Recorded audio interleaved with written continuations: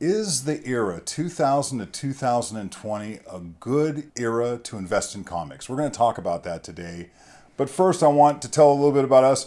We're comic resellers. We sell on Instagram every week on Monday nights, 5 p.m. Pacific time, on a live sale. You catch us live, so you can catch us there. Where else can people get books from us? Yeah, so we also do a Buy It Now feature on Instagram where we just have books available for sale. Yep. You can see on the screen, so definitely check out our Instagram and give us a follow over there. We also post every week on eBay, so definitely give us a follow on eBay as well. We have tons of high-grade bronze and copper comics, moderns, slabs, tons of stuff over there. We buy collections no matter what size, no matter what era.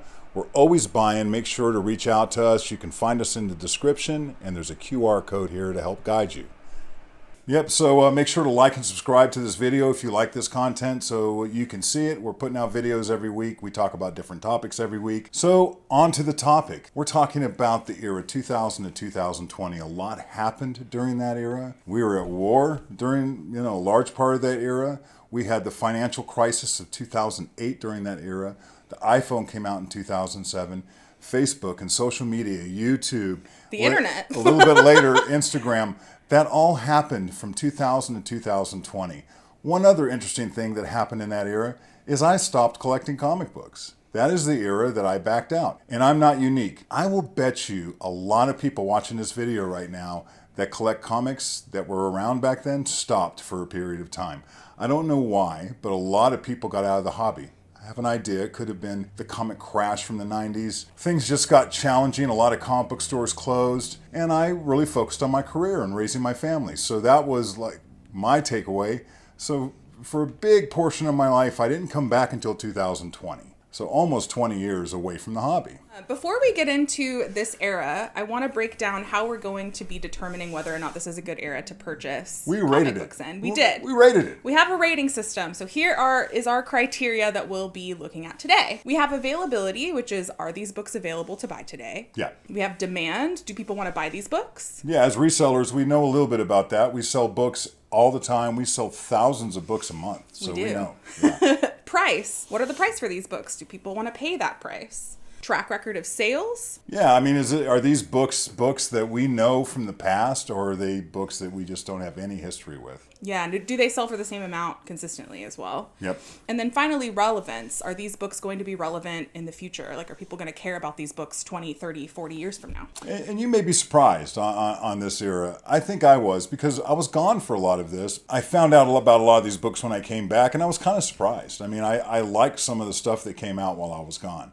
But we'll go over some of that today. Yes. And I will say, go check out our last video where we talk about 2020 to 2025, because we do break it down in those 5 criteria as well. And we will break this era down into 5 categories, and we'll have a 1 through 5 rating at the end. So stay tuned for that.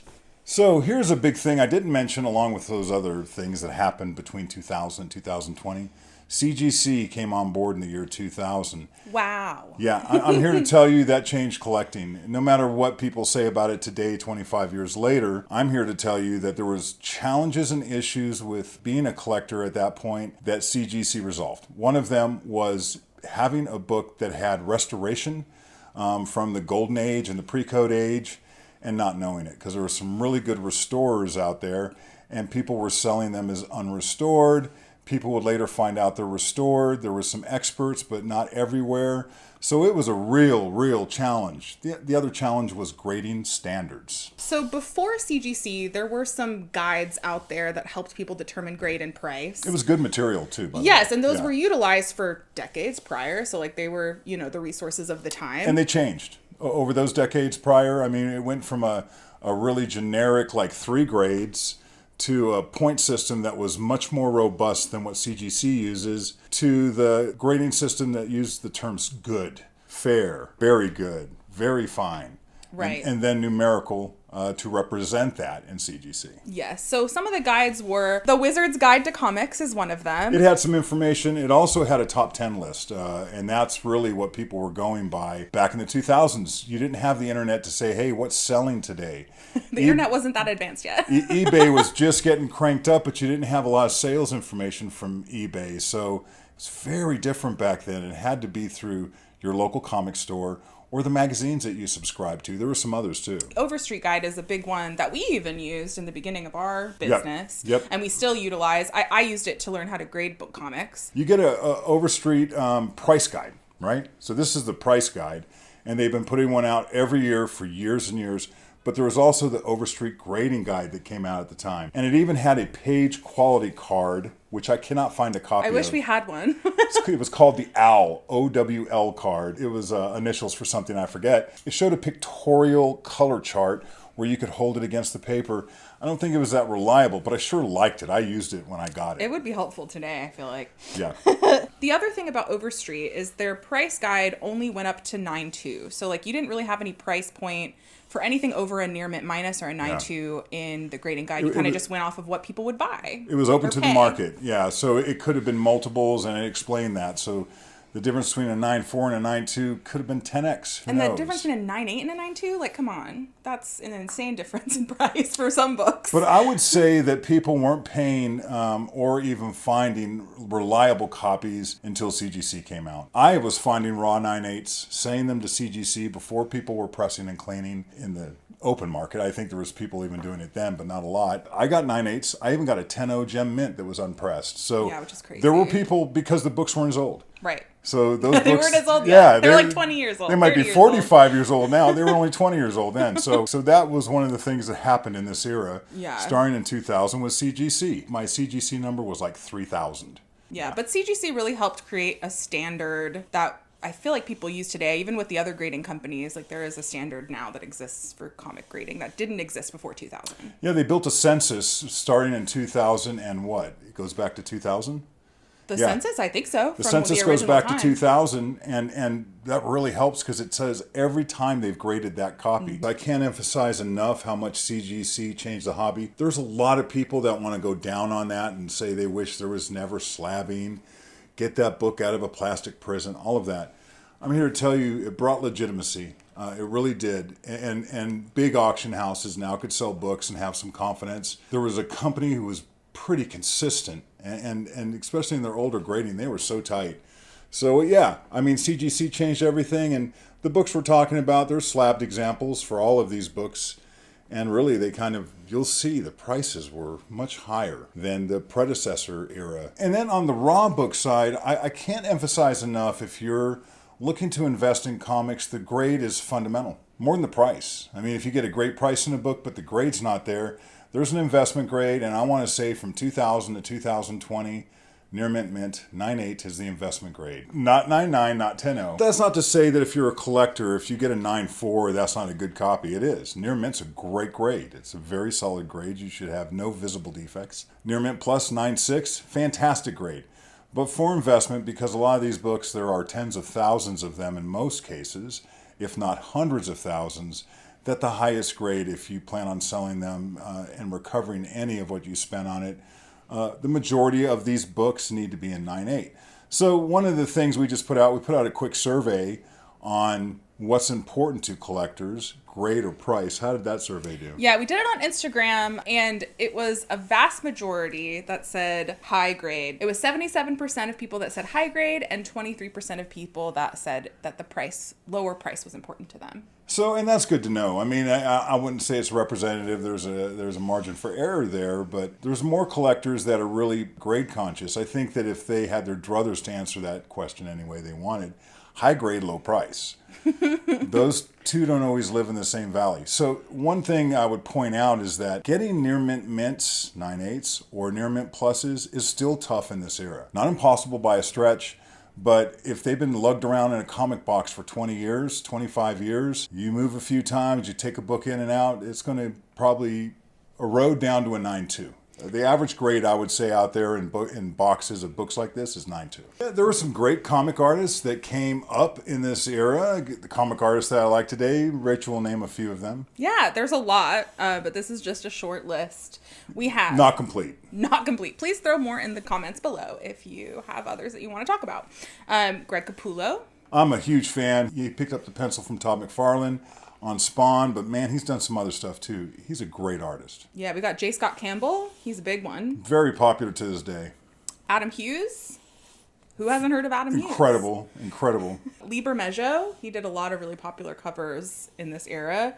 Jim Lee did a lot of covers in this era. Scotty Young started in this era, so people were really liking Scotty Young art. Alex Ross did some series in this era, just to name a few. And Peach Momoko started before 2020, so there was a huge amount of people that were coming into art that were being well respected, and people were liking that art.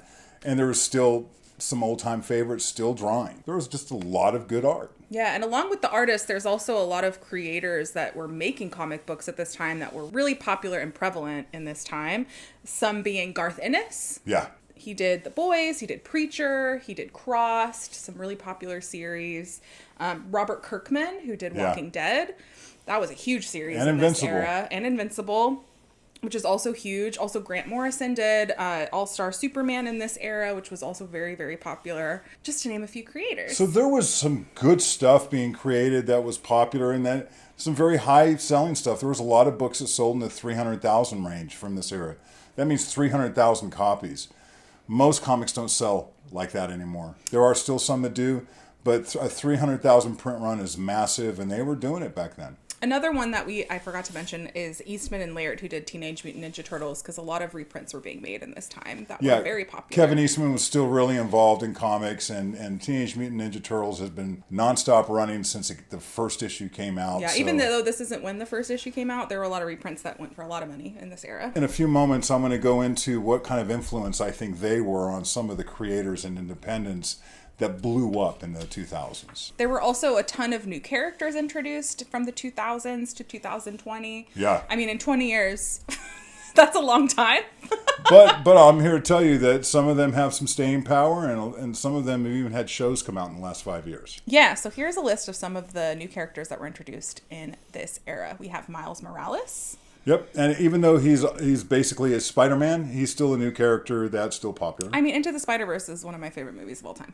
X-23, Ironheart, Silk, Moon Girl, Invincible, Negan from Walking Dead, Kate Bishop, Old Man Logan, Kamala Khan, Gwenpool, Amadeus Cho, Jonathan Kent, The Batman Who Laughs, Umbrella Academy, Alan and Marco, Null, and Punchline, just to name a few.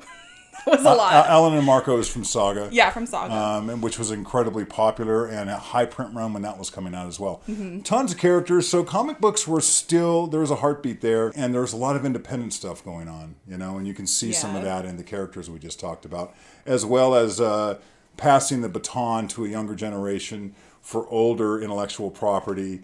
New Miss Marvel, new Spider-Man, so all new Wolverine, new Hulk. So that happens, and this was a big era for that. A lot of people, those characters are still around in some cases, but the new characters now have kind of taken over. Yeah. We are going to be breaking down a handful of books from this era to kind of show some price points. But before we do that, we just wanted to kind of mention some of the series that were really popular that we're not going to be breaking down today. One of those series being Civil War, which came out between 2006 and 2007. It was a very popular series. And the movies that came out later were incredible. Yes, so, there was a lot of hype around that series, and a lot of the issues sold for a lot. Yeah, they were doing a great job with Captain America and Bucky. We've already kind of mentioned this, but Saga was also huge in this era. Yep. Really, really popular. It ran from 2012 to 2018, which is a long time. It's a long run. To run. So that's for one an of independent. Them. Yeah. Yeah. And then we have The Boys. We don't go deep in The Boys, but The Boys is really popular, especially now with the TV show. Garth Ennis, man, everything he touched turned to gold. Yeah, the original series ran in 2006 to 2007, which is a while ago. Yeah. And finally, the Detective Comics number 1000 that had over 84 variant covers. Some of those covers are still well sought after, and that's just one example of a bunch of books we're not mentioning. Yes. We just wanted to kind of put it out there that in the world of variants, there's some cool covers. Rachel's going to show some right here. Yeah. Yeah. Some of the variants you can get for as low as like $5, but then some of them are up to $100. So it just kind of depends on how cool they are. Yeah, I never have a problem selling the better covers on that. Yeah. So one of the rating things that we do is price, and I think that you can get a lot of these books somewhat affordable. Some of them in dollar boxes, the high grade ones, $5. A lot of these are really popular. I think that in some cases they're harder to find in grade because they're older. So if you're really going to get high grade, 9698 raw, it's probably going to cost you more than $1. You're talking about a lot of $5 and $10 books. Yeah. Even back issues. I still think it's a really affordable era to collect in, and there's a lot of good stuff. There's a lot of good content in this era. So I think this is a pretty good era in terms of price, where the expensive stuff is expensive, but I mean, it's not like everything's expensive. You can still get some stuff that's pretty affordable. Yeah, if you're only trying to get keys, it could be tough, which we'll talk about next. But The low print runs Yeah. and things like that. All right, so the first book that we're going to be talking about in this era is Walking Dead #1, which came out in 2003. This is the first print. It's the first appearance of Rick Grimes from The Walking Dead. And wow, this book. Great cover, great series. I was already out of the hobby. Did not catch this, but you could have got it in your pool box if you were like ambitious and wanted to get a zombie book, which weren't exactly incredibly popular. They were more of a subculture. Well, there was only 7,000 printed of the #1 first print, so it probably wasn't that easy to get. Nope, but there were 7,000 people that got them. Yeah, 7,000 people got them for sure. People did not know that they were going to be as valuable, but they were hot. I guarantee that a lot of people did not get them that wanted them, because immediately people love the storytelling and they love the art. They just dug what was happening.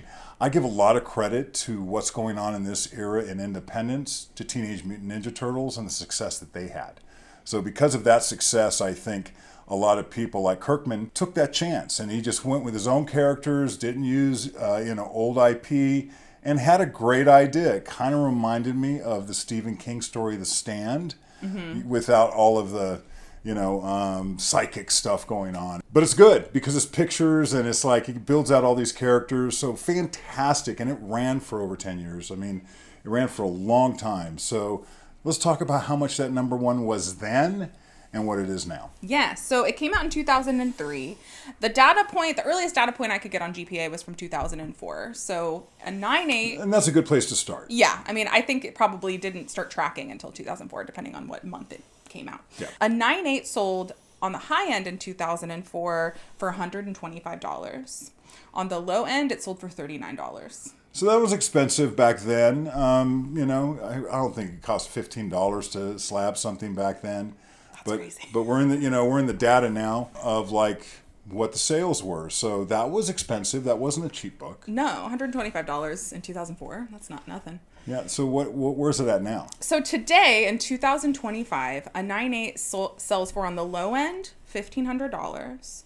On the high end, $3,469. I think that there's more collectors than there are copies. Yeah, I mean, 7,000 is not many considering. It's not hot. I would not consider this book hot. I think that if a copy is priced at the high side, it will sit. If it's priced at the low side, it'll move. I mean, that's kind of where it's at. But come on, man, a book that's 20 years old going for $1,500 that you could have bought in a comic book store that has no variant covers, that's pretty good. Yeah, I mean, also... And thousands of them, I want to put out, thousands of them were released, not 2. Right. Not 10, not 1 in 1,000. But the high and low is pretty different. Yeah. From 35 to 1,500, like that's a pretty big difference in price. Yeah, and I was talking to Rachel before we filmed this. I mean, if I was buying one, I certainly wouldn't want to pay on the high side. No, absolutely. Who would? On none of these books that we're going to talk about, we would not want to pay the most Yeah, for it. so I would say that it's a bit soft, but soft compared to what? It's not soft compared to the $125 or the person who's had it in their collection this whole time. You've got a valuable book. If it's in 9.8. That's another aspect. I don't know how many 9.8s we didn't put that number, but I'm going to tell you that there's a lot of copies of this that are not 9.8. The next book we're going to be talking about is Invincible #1, which came out in 2003. It's the first full appearance of Invincible. And if you are a collector of Invincible, then you know about this book. I would not have been attracted to this, and I was already out of the hobby by then. It's kind of cartoony for me, but man, is it popular. And the show on Amazon has made it even more popular. So let's talk about some data around this book. Yeah, so the first print of this book had about 7,000 to 10,000 issues printed, which is really low print run for a book that's this popular. Not as low as Walking Dead, but it's close. Yeah. It was also made by Image Comics, which was the same company that made The Walking Dead, which was interesting. Todd McFarlane's company. I got a few data points because since it came out in 2003, there's no data for 2003 on the census or on GPA. So I have one sale from 2004. There was only one. And then I'll have some 2005 data and then now. So in 2004, 198 sold for $36. Okay. I feel like that person got a really good deal. Well, really at the cheap. time, they probably negotiated that price. You know what I'm saying? Yeah, which is crazy. So in 2005, a year later, a 9/8 sold on the high end for $202 and on the low end $125. That's pretty good. I guarantee it was on eBay. Yeah. Guarantee it was on eBay. That was like the only place really back then you can buy them online. Legitimate, you know? And this is all through GPA data. I just want to mention that GPA analysis. So it's not every sale that's ever happened of this book in 9/8. It's just what we can track through GPA. And GP analysis, just show real quick what it looks like. You should check it out sometime. Really nuts and bolts website, but it has prices and it gleans all this information from the census. So it's Yeah. really helpful when you're trying to ascertain the life history of a book, what years the issues sold, and what the books are going for now. So let's talk about Invincible today in 2025. In 9/8, this year on the low end, sold for $3,300 on the low end. Yeah, so and number one is a good indicator, but a lot of the issues can be very expensive. We're talking about 9/8. We're talking about investment grade. This series is popular, very popular. The Marvel team up with Invincible and Spider-Man, really popular issue. So anything Invincible right now is happening. The show's doing really well on Amazon, and people like Invincible. So it's a character I think might have some staying power. Yeah, Invincible number 1, 9/8, sold for the highest this year for $5,889. There's also a variant of Invincible number 1 called Larry's Wonderful World of Comics that you wanted to talk about. Yeah, this was kind of scammy because people were saying it was a very low print run. It is a reprint, but it was kind of like talked about like it was a first print. And I saw copies going for $1,000, and there was supposed to be 1,000 copies, and I heard there was 1,500. And so I saw people kind of hawking this book, trying to like drum up some interest.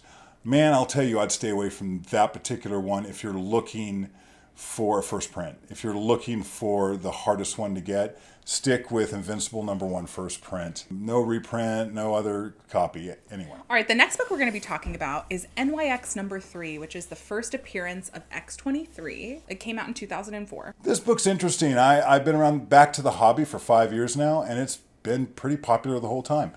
I'll tell you, I've never had a copy of it. Yeah, I like the cover. I've never had a copy of that book. They don't just hand them out. You know, I haven't seen them in collections.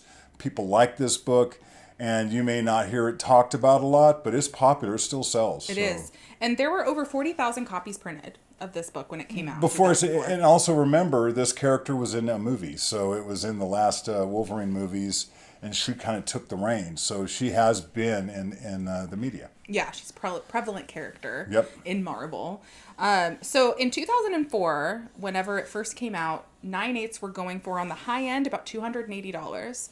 It's pretty good. Yeah, there was a low sale of $25. That might have just been an outlier.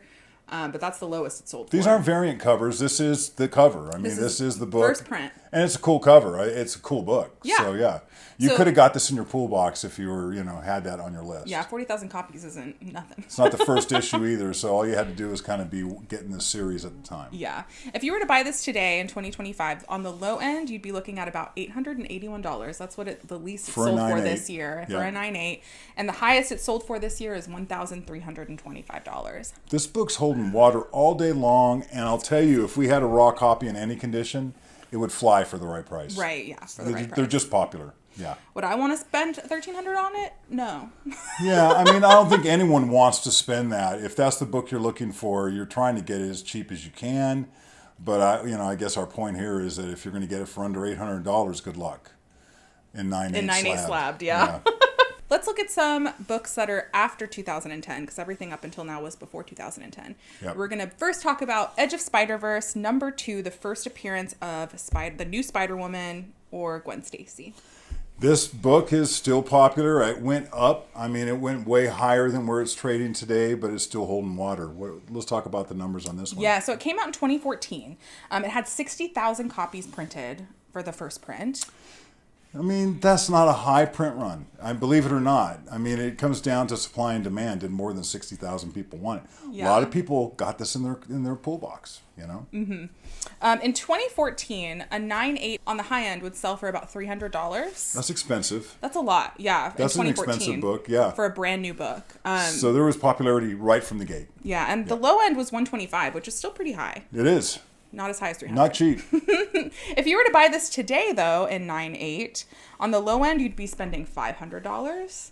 On the high end, $824. So it's gone down, but it's holding water. 2020, 21, it got really hot. So it's had bigger highs than that. So where it's at today, I think, is a more moderate price.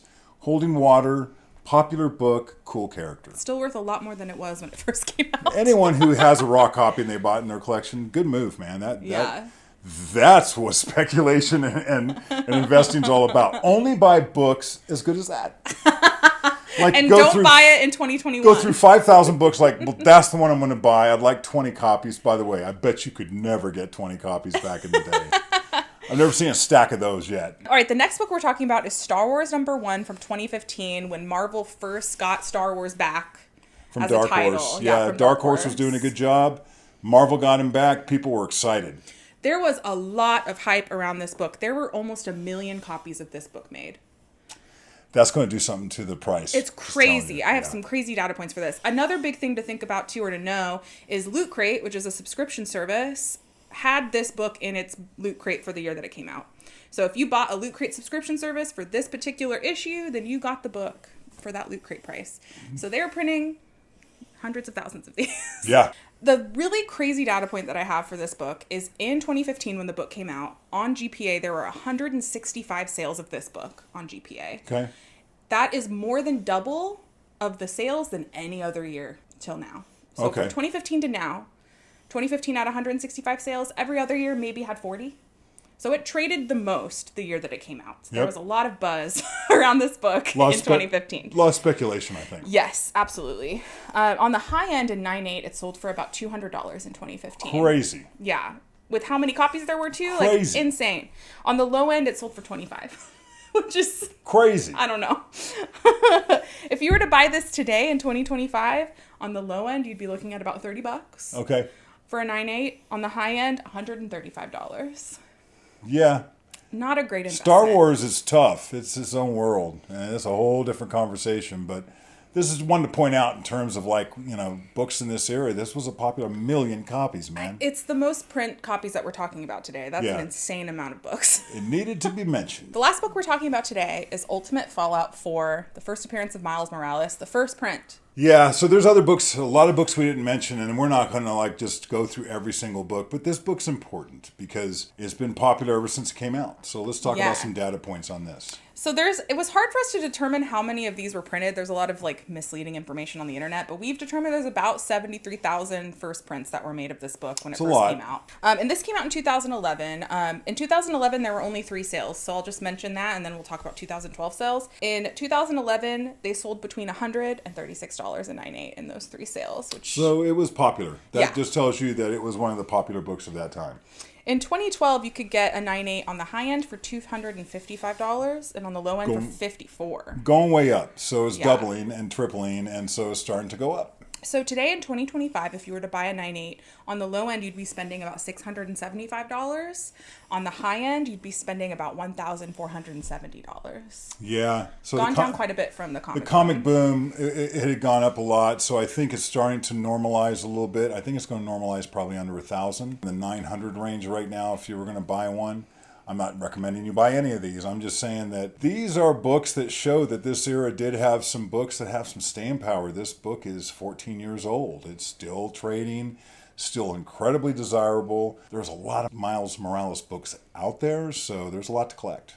And if you look at the GPA data for any of these books, you can kind of see the trajectory, like not selling for a lot of money and then selling for a lot of money. Even with the boom, like obviously there was some like outliers, but over $1,000 for a lot of these books is standard, which is interesting. Right. I think that kind of wrapping this up, this era is pretty good. I mean, there's a lot of good material in this era. The 1990s got a bad rap, or the 2000s don't get as bad of a rap. Yeah, and we're honestly kind of just barely scratching the surface. We could do this for hours and We talk could break about it down every 5 years if we wanted to. cool books that came out, all the characters, the creators. It was a whole era that I missed. So I have been catching up ever since I came back from this particular era. I like a lot of these books. Yeah. Yeah, so let's talk about our rating system again. We're going to be breaking this down into 5 sections. Each section we can give up to 5 points. The points being 1 for low, 2 for moderate, 3 for average, 4 for above average, and 5 for high. So let's break it down. All right. First criteria is availability. How available are these books today from 2000 to 2020? I think that most of these books are really available. These keys, I think that there's a high demand for them. But for the most part, you can find these books. They're not hard to find. So I'm going to say it's above average. Yeah, we gave this a 4. Yeah. 4 out of 5, yeah. Demand. Do people want to buy these books? There's a demand for these. I don't think they're the books in most demand, but we don't have a huge problem selling books like this. So it's a little higher than average. We gave it 3.5. Yeah, 3.5. Price. Are these books selling? These books do sell. I think in high grade, you're not going to get these for $1. Unless they're just really cold titles or titles no one ever cared about. But they're still pretty affordable compared to some of the other eras we're going to go over. Absolutely. On a scale of 1 to 5, what do we give it? A 2? We gave it a 2. Yeah. And that's because it's 20 years. Like, there's hundreds of thousands, millions of comic books that were selling at this time, and most of them were $5. If you're a completist, I think you can do good in the $3 to $5 range on a lot of these. If you're trying to get, near mint mints on all of them, it might be a little pricier. Yeah, it really just depends on how you collect. But overall, we gave 2 for the price. Which is good. That's not bad. Yeah, it's better than the last one. Going to be the lowest price probably moving forward as we go backwards. Next is track record of sales. Do they sell for the same price consistently over time? Yeah, we would say they do. I mean, and that doesn't mean that they stay the same price, that they continue to go up. So you have to back out the noise, back out the high spikes. Yeah, back out the comic boom because... that's an outlier. These books are holding water. There's a bunch that didn't. There's a bunch that have fallen away. And that has a lot to do with Disney Plus's Marvel and catalog. Star Wars, yeah. And Star Wars and stuff. So some of that, I think, did some artificial bumps and then really made the books extra cold whenever they went down. People spent too much. But in general, it's above average. I mean, so that's good. Right? Yeah, so we gave this one a 4. And then finally, relevance. Will these books be relevant in the future, 10, 20, 30 years from now? So we consider it average, or what is the score, a 3? 3 for relevance. Yeah, I think they're very relevant. 3's great. 5 would be like everything that comes out changes pop culture. That's brand new. Because a lot of the characters are revamps of old characters. Not all of them, but some of them are, like the new Hulk and the new Miss Marvel. And a new generation moving in. Yeah. So it's not like it's different than the previous decades. But there are some characters that we think will have some longevity. So I'm sure we left out a lot of stuff. Hit the comments. Let 100%. Us know. Share with the community, like books that you like from 2000 to 2020. Series that you think are impactful. Out of 25 total points, we gave this era, 2000 to 2020, 16.5 points, which gives us an overall average rating of 3. Yeah, that's good. I mean, if you're collecting and you really like that era, I think you're collecting in a good era. If you're investing in this era, there's a lot of keys to go after if you can get good prices on them. I think they're going to make a difference later too. Like I said, I wasn't around for it, so I still learn a lot from this era. A lot of things that happened, I just wasn't around, man. We're learning all the time. But please comment down below any thoughts that you have about this particular era. We're going to be talking about all of the eras in the coming videos that we have coming out, so let us know what you want to hear about. We're going to get all the way back to Superman 1, so we look forward to you guys checking it out. Like and subscribe. Hope you enjoyed the video. Bye!